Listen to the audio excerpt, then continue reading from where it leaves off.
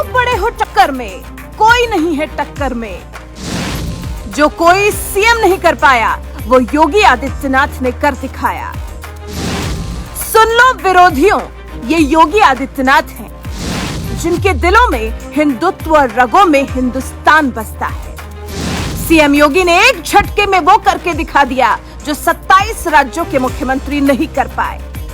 BJP विरोधी अभी तक चाय वाले मोदी का विकल्प ही नहीं खोज पाए थे कि अब गाय वाले योगी का नाम भी हिंदुस्तान की सियासत का वो ब्रांड बन चुका है जिसके बारे में कहते हैं कि चाय वाले में तो गनीमत है, अगर गाय वाला आ गया तो सीधे बुलडोजर चलवा देता है। सख्त मिजाज, कड़े फैसले, दिल में हिंदुत्व और रगों में हिंदुस्तान। गाय वाले योगी आदित्यनाथ की इसी पहचान ने अब उन्हें सियासत का वो ब्रांड बना दिया है जो बीजेपी के लिए तो शुभ संकेत है ही, लेकिन बीजेपी विरोधियों के लिए नहीं, क्योंकि देश के 28 राज्यों में से एक यूपी जैसे राज्य का मुख्यमंत्री होने के बावजूद देश की जनता अभी से उनमें भविष्य का प्रधानमंत्री देखने लगी है।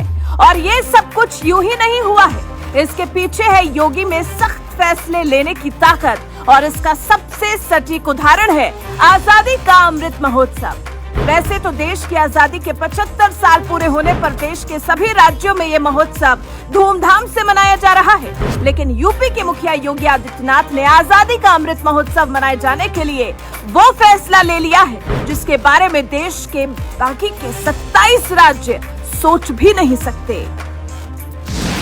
आजादी के अमृत महोत्सव पर होगा आजादी के दीवानों का सम्मान।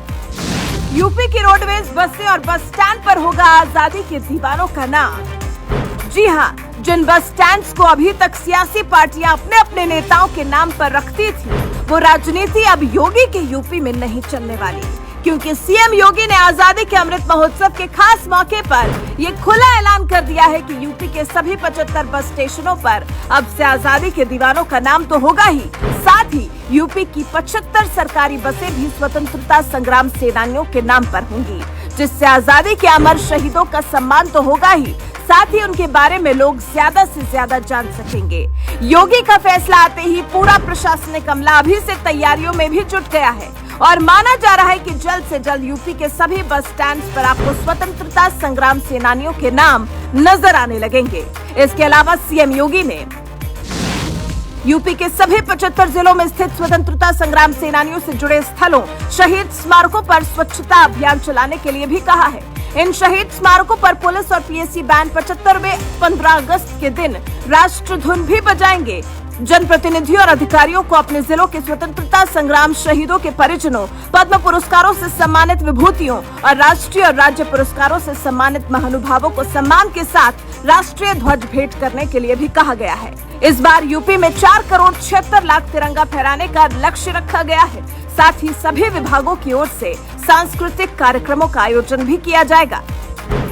देश के प्रधानमंत्री नरेंद्र मोदी चाहते थे कि इस बार जब 15 अगस्त को हिंदुस्तान की आजादी के 75 साल पूरे होंगे तो हर देशवासी राष्ट्रभक्ति की भावना से सराबोर हो जाए और भारत को आजाद कराने के लिए जितने भी स्वतंत्रता सेनानियों ने लड़ाई लड़ी है उनके प्रति देश आभार जताए, उन्हें सम्मान दे। और पीएम मोदी के इस निर्देश का देश के बाकी राज्यों ने मान सम्मान रखा हो या नहीं, लेकिन यूपी के मुखिया योगी आदित्यनाथ ने जरूर बड़े पैमाने पर आजादी के अमृत महोत्सव को सफल बनाने में जुट गए हैं। बहरहाल योगी सरकार के इस फैसले पर आपका क्या कहना है? अपनी राय हमें कमेंट कर जरूर बताएं। कभी यूपी में चलती थी जाति धर्म के लोगों को खुश करने के लिए छुट्टियां, कर्पूरी ठाकुर की जयंती नाई समाज को खुश करने के लिए होती थी छुट्टियां, तो परशुराम जयंती पर छुट्टी के बहाने ब्राह्मणों का वोट साधने की होती थी राजनीति।